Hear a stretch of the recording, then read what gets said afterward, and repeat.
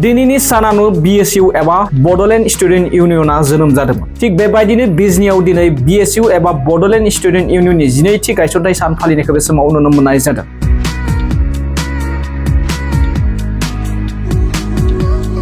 बिजनी जिल्ला BSUआ जिल्लानि बेन्दोङाव थानाय मोनथाम ब्लक सुबाइजार, मानास, सेरफां आरो थुरिबारि ब्लकखौ लाफानानै बिजनी जिल्ला BSUनि मावखुलियाव 12थि गायसनथाय सान फालिदों।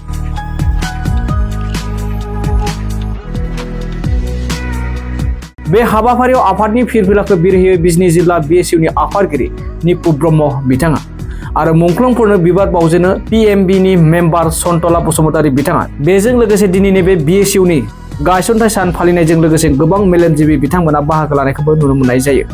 17 जानुवारि बे 17 जानुवारियाव 2014 मायथाइनि 17 जानुवारि खालि बड'लेण्ड स्टुडेन्ट इउनियन होननाय मोनसे सात्र संगठन बयबो हारिखौ लानानै बानायनाय जादोंमोन आरो बिनि असिलायै जोङो दिनै सेन्ट्रेल BSU बड'लेण्ड स्टुडेन्ट इउनियननि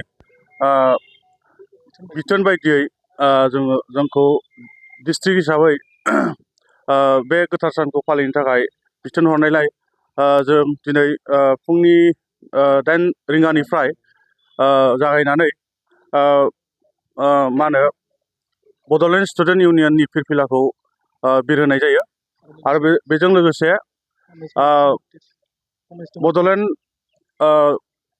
सोमावसारनायाव आरो जोंनि BSU बड'लेण्ड स्टुडेन्ट इउनियनाव नांथाबनानै जायफोरा गाव गावनि बेसेन गोसा जिउफोरखौ खोमानानै लानांदोंमोन बिथांमोननि मानखौ लाखिनो थाखाय जोङो मार्टियार्स हमेज टु मार्टियार्स बे हाबाफारिखौ लानाय जादों।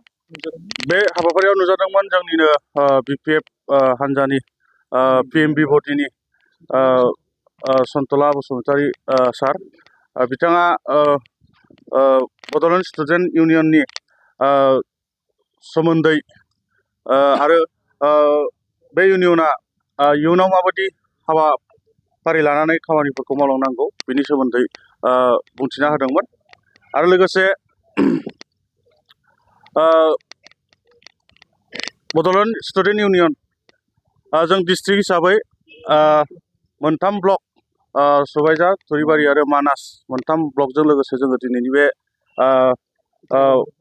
बड'लेण्ड स्टुडेन्ट इउनियननि गायसननाय सानखौ जोङो जयैनो गाजा गोमजायै फालिनाय जायो आरो बेयावनो माखासे जोङो सावरायलायनायबो जायो जे जोङो बड'लेण्ड स्टुडेन्ट इउनियना जोंनि बड'लेण्ड ओनसोलाव थानाय फरायसाफोर जायफोरा गुबुन गुबुन हारिनि फरायसाफोर बिथांमोनखौ लानानै जोङो बिथांमोननि माखासे फरायनाय हाबाफारियाव माबायदि हेफाजाब होनांगौ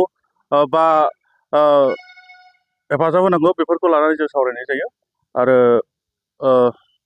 एसेयावनो बेजों लोगोसे जोङो जोंनि दिनैनि बे BSU गायसननाय सानखौ जोङो बेखिनियावनो फोजोबदोंमोन आरो धन्यबाद।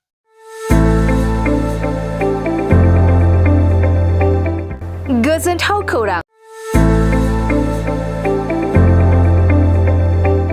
क'क्राझार सहरनि साखाथियाव थानाय तितागुरि मानास पाब्लिक स्कुला लानानै फैदों गोजोनथाव खौरां।